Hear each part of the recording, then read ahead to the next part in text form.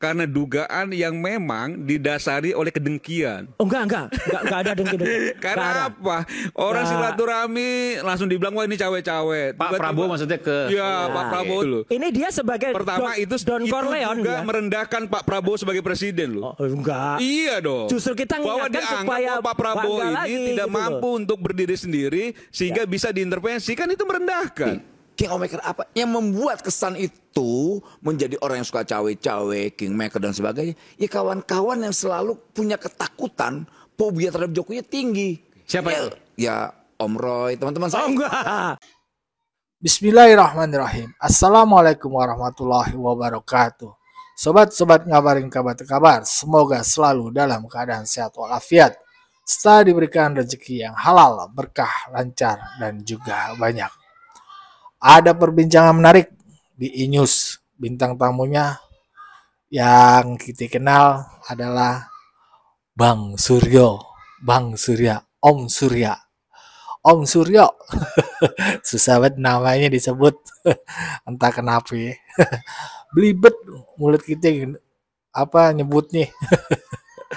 Ya, Om Suryo. Bintang tamunya dan juga Guntur Romli. Hal ini membahas terkait tanggapan Pak Jokowi terhadap isu yang dilontarkan oleh PDP. Ada utusan yang menemui mereka meminta Pak Hasto untuk mundur dari Sekjen PDP dan juga Pak Jokowi untuk tidak dipecat PDP. Ramai dibicarakan dan ditanggapi Pak Jokowi. Tanggapan Pak Jokowi ya tadi itu, sabar ada batasnya. Sudah lama dicaci, dimaki, difitnah. Pak Jokowi sabar. Nah, bagaimana perbincangan serunya? Mari kita simak saja langsung videonya. Let's go. Kembali di Rakyat Bersuara. Di sini saya langsung bertanya pada Kanjeng Raden Mas Tumenggung, KRMT Roy Suryo, yang merupakan orang Jawa gitu ya. Jogja ya, Mas? Siap, Jogja. Jogja, oke. Kalau orang Jawa, Jogja, Solo, apa yang disampaikan oleh Pak Jokowi menurut saya itu hal yang luar biasa. Bukan biasa lah. Ya. Karena saya ini udah diam loh ya. Saya dimaki-maki, difitnah diam, dimaki diam. Tapi ada batasnya. Rasanya seingat saya Pak Jokowi nggak banyak mengatakan ini. Terakhir 2019. 2019 di Jogja juga waktu itu. Masih jadi presiden. Ya. Sekarang sudah tidak jadi presiden dan bicara seperti itu. Apa tafsiran Mas Roy akan ini? Oke, yang pertama saya tadi meskipun bercanda, ya Mas Aiman bilang jangan dulu dibuka kaosnya. Nanti kalau dibuka kaosnya temanya belok. Dulu di Rakyat Bicara temanya apa? Begitu aku buka kaos Korban Mulyono, ya isinya jadi Korban Mulyono dulu. Jadi nanti tetap buka kaos tapi nanti. Ya gini Mas Aiman. Yang pertama sebelum ke situ. Saya ada sedikit tadi yang saya setuju yang soal Mas Ray tadi, banyak banget yang saya setuju, tapi salah satu yang penting itu apa? Kembalikan KPK dulu ya, itu pada rohnya. KPK tangani hal yang besar lah. Apa nggak malu KPK gitu ya? Baru kemarin beberapa hari yang lalu itu bahkan Kejaksaan Negeri Jakarta Utara, Kejaksaan Negeri Jakarta Pusat, Jakarta Pusat itu mulai menyidik korupsi di yang dulu pernah juga saya teriak, PDN. Pusat Data Nasional. Kominfo dulu ya? Iya, Kominfo. Yang sebelumnya ada kasus gede, yang kasus Budi Online yang melakukan si Judiari itu, ya, itu. Budi Online kan? Nanti kepleset beneran. Nah, makanya kan harus benar. Makanya kan supaya tidak bisa ketuntut kan? Namanya Budiari. Ya tapi nyebutnya Judiari. Nah, jadi itu jangan sampai KPK malah nangani hal yang sangat-sangat kecil gitu loh. Jadi itu harus didukung. Kapan-kapan harus diangkat nih Mas. Maksudnya Kejaksaan Negeri Jakarta Pusat saja. Arahnya ke sana menurut Mas Roy? Bukan. Berani menangani kasus yang hampir 1 triliun. Oke. 959 miliar. Jadi makanya jangan sampai KPK itu nangani kasus kecil. Masa kasusnya Mas Hasto ini hanya nggak sampai 1 miliar aja. Ya 500 juta ada dikejar ya. Nah tapi yang penting gini. Pertanyaan Mas Aiman tadi. Tadi kan kita bicara soal Pak Jokowi tiba-tiba bicara saya sudah diem loh ya gitu sudah lama. Itu persis sama dan bahkan waktu itu tahun 2019 di kota saya waktu di Jogja beliau teriak selama ini saya dihina terus. saya diam. Dan kali ini saya tidak diam gitu. Lawan. Lawan. Jadi sebenarnya kalau sudah begitu, ya sudah pada tahap habis kesabarannya. Tapi sebenarnya kita juga jangan mikir dia saja, Pak Aiman. Ya, Mas Aiman dan teman. Apa teman-teman mahasiswa rakyat itu tidak habis kesabarannya? Habis juga kami itu kesabarannya gitu loh. Ya, dengan cawe-cawenya itu tuh kita tuh habis juga kesabarannya. Cawe-cawe maksudnya? Iya kan, udah jelas lah judulnya aja cawe-cawe ya kan.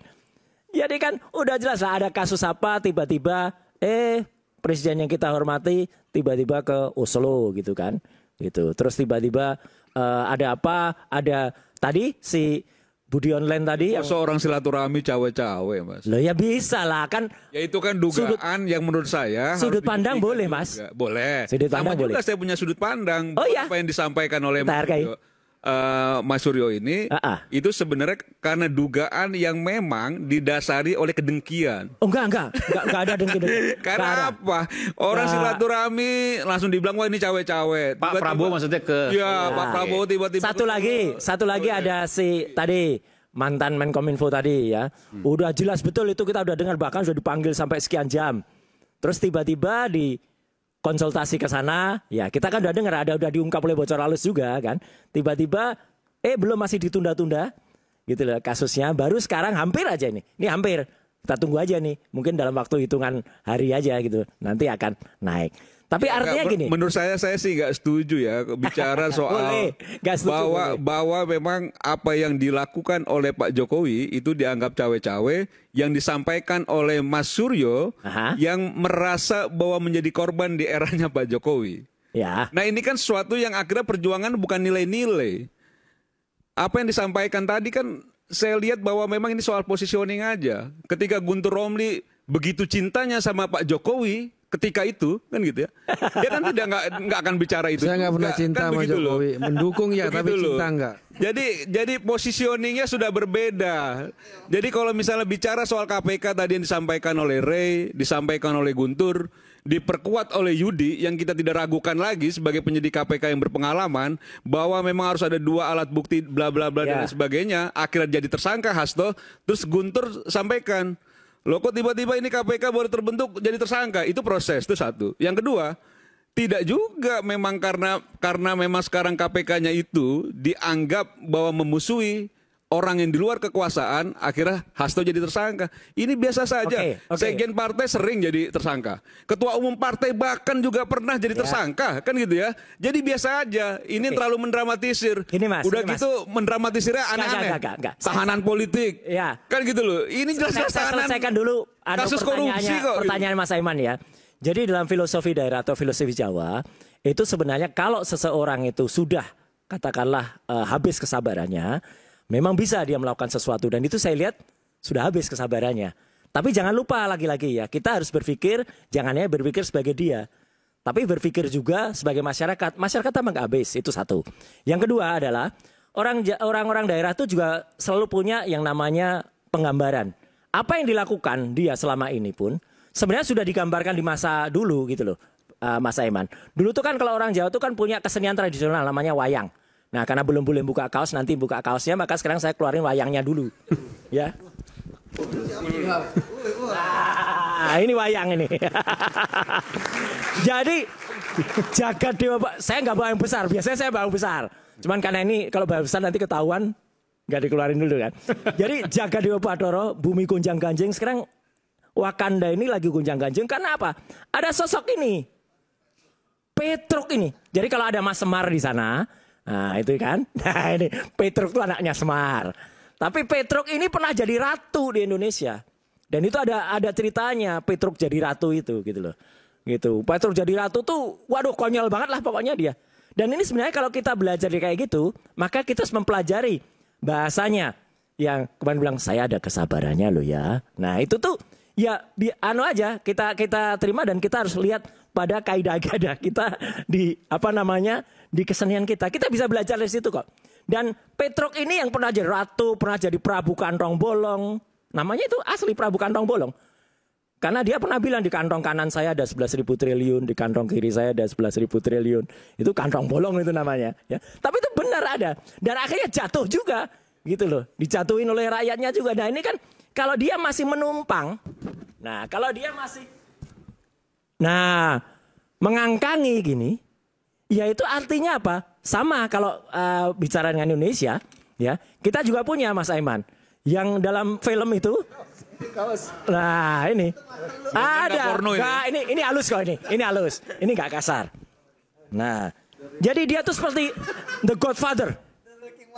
Oh, oke. Godfather tapi gambarnya siapa? Godfather juga ini. Iya. Kameranya di sana. Kameranya di sana.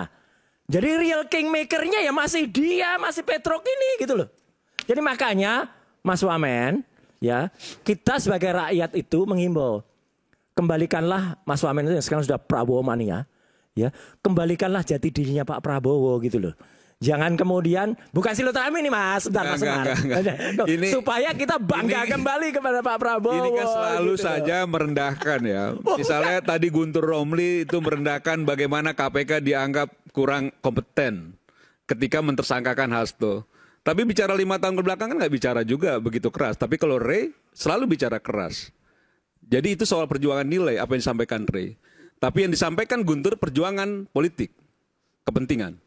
Itu yang saya bilang posisi. Yang saya sampaikan apa Mas? Perjuangan kepentingan diri sendiri. Kalau Anda apa? Kalau Anda apa? Kalau saya, jelas positioning saya. Sejak Pak Jokowi jadi gubernur Jakarta, sampai dia menyalonkan diri jadi calon presiden 2014, 2019, sampai dia pensiun, saya tetap ada bersama Jokowi. Berarti Anda perjuangan politik Jokowi. Perjuangan begini, konsistensi pilihan politik terhadap perjuangan yang kita ambil, itu kan soal lain. Tapi bahwa apa yang disampaikan oleh Guntur gitu, dia sampaikan oleh Deddy Sitorus, itu yang menurut saya itu sesuatu yang ada irisannya juga dengan politik dalam kontestasi yang lalu, Bung Aiman. Bukan soal dendam. Anda terakhir kapan ketemu Pak Jokowi? Ya minggu lalu ya. Minggu lalu, baru dong. Ada yang disampaikan sesuatu terkait kondisi sekarang? Ya kita sering silaturahmi, diskusi. Di Solo itu ya? Yang saya lihat memang beliau ini kan menikmati masa pensiunnya. Makanya saya agak aneh juga gitu kalau misalnya seorang Jokowi yang sudah tidak punya kewenangan lagi sebagai presiden di Republik ini, seolah-olah semua yang terjadi di Republik ini itu persoalannya ada di Pak Jokowi. Oh enggak, karena ini mirip gitu. Mas. Mirip dengan kaos ini. Tadi ada yang belum selesai. Nah, makanya maksud saya itu di kan Godfather aneh. ini. Kan begitu loh. Ini dia sebagai pertama itu Don Corleone juga dia merendahkan Pak Prabowo sebagai presiden loh. Oh, enggak. Iya dong. Justru kita bahwa mengingatkan supaya Pak Prabowo ini lagi, tidak gitu mampu loh. untuk berdiri sendiri sehingga bisa diintervensi, kan itu merendahkan. Makanya harus diangkat. Itu kan merendahkan. Makanya harus diangkat. Nah, menurut pertanyaan relevan gini Mas Roy. Gini. Bahwa Pak Jokowi sudah tidak jadi presiden. Ya, persis. Don Corleone itu udah nggak berkuasa. Bisa jadi kingmaker, nggak masuk akal gitu loh menurut. Iya dong. Ada Kan ceritanya. begitu loh. Ceritanya The Godfather itu cerita dia Don Corleone sudah nggak berkuasa, tapi dia bilang dia kumpulkan anak buahnya, saya sudah tidak berkuasa lagi, tapi masih menguasai. Ya ini kan kerangka besarnya nih. Cerita yang dipewayangan dengan realita dengan sistem demokrasi yang sekarang itu berbeda. Adalah. Pertama dia dijatuhkan oleh rakyatnya. Nah Pak Jokowi tidak. Enggak, ini jatuh sendiri Dia juga. turun karena kehendak demokrasi melalui proses demokrasi dan memang limit kekuasaannya hanya dikehendaki 2 periode. Iya kan mau tiga periode tapi nggak bisa. Kita nolak. Bagus. Saya nolak. Bagus. Orang yang pertama nolak 3 periode gak Kita ada di LC waktu itu. Betul. Ya. Yang teriak-teriak itu teman saya. Iya, Ya yang kan? sekarang jadi wakil lawan Jokowi yang laknat itu tuh. Bukan. Iya dong. Bukan, sekarang jadi Teman-teman apa? di Guntur dulu yang dulu 3 periode. Enggak lah. Teman-temannya. Si Projo itu juga dukung 3 periode kok. Jadi gini. Sama kalian lah, nggak ada. Kalau ditanya Pak Prabowo tidak dikangkangi dan sebagainya, saya rasa 100% tidak. Kedua, Jokowi juga tidak melakukan hal itu. Kingmaker Karena- tadi. Kingmaker apa? Yang membuat kesan itu menjadi orang yang suka cawe-cawe, kingmaker dan sebagainya. Ya kawan-kawan yang selalu punya ketakutan, fobia terhadap Jokowi tinggi. Siapa itu? Ya Om Roy, teman-teman saya. Oh enggak. Om Roy, Enggak lah. kawan-kawan PDIP. Kawan Anda juga misalnya. Ya, kawan saya, itu kawan diskusi Bung Deddy saya. maksudnya. Dan nggak masalah, saya senang. Gitu. Itu kan sudut pandang yang Yang bagus. baru nyebutkan Bung Deddy kemarin itu. Nah, Deddy Deddy nggak Sitorus. dihitung, Deddy nggak dihitung. Dia nggak masuk, dia entah di mana lah gitu. Guntur yang masuk. Dia jauh. Ya, begitulah tadi sekelumit perdebatan antara Roy Suryo dengan relawan ya. Dan juga ada Bung Noel ya. Kelihatan sekali ya kalau Bung Roy ini masih nafsu lah. Nafsu pengen ngelihat Pak Jokowi itu benar-benar jatuh sejatuh-jatuhnya. Kalau kita baca pikirannya ya, itu kan yang diinginkan Roy Suryo ya, sampai mengistilahkan, menganalogikan dengan wayang, bahkan baju serta yang lain-lainnya. Bung Roy ini masih nganggap ini Pak Jokowi itu orang yang ngatur semuanya. Ini kan aneh ya. Ya benar tadi kata relawan, seolah-olah meremehkan Pak Prabowo sebagai presiden. Padahal kalau kita baca, Pak Prabowo itu sulit sekali ya untuk diintervensi. Pak Prabowo kan sampai saat ini tuh sangat-sangat menghargai Pak Jokowi aja. Karena Pak Jokowi sudah mendukung Pak Prabowo untuk menjadi sebagai seorang presiden Republik Indonesia itu. Dan beberapa kali, setiap kali Pak Prabowo selalu mengucapkan terima kasih karena dukungan Pak Jokowi. Ketika menjadi presiden, tentu saja kebijakannya ada di tangan Pak Prabowo. Gak mungkin Pak Jokowi ikut-ikutan. Apalagi kalau kita lihat dulu-dulu Pak Jokowi itu sering sekali menganggap Pak Prabowo itu guru politiknya. Begitupun sebaliknya, sekarang Pak Prabowo mengatakan bahwasannya Pak Jokowi itu guru politiknya ya. Dan itu diakui ya, karena Pak Prabowo sudah kalah 2 kali dan sekarang berteman, berkawan, bergabung untuk mewujudkan Indonesia yang lebih baik lagi ya. Pikiran-pikiran, tenaga, dan lain-lainnya disatukan untuk mewujudkan Indonesia emas nanti di tahun 2045. Ya, begitu. Menurut gue sih begitu ya. Jadi pikiran-pikiran sinisme, nyinyir, atau yang lain-lainnya seperti yang kalau kita lihat tuh kental banget lah dari pikiran Roy Suryo ini. Menyinyir lah pokoknya. Ya udah. Kalau kata Bung Adi Armando nih, ya kalau disebutnya mereka ini pembenci Pak Jokowi lah. Bagaimana menurut sobat-sobat? Berikan pendapat dari kolom komentar. Wassalamualaikum warahmatullahi wabarakatuh.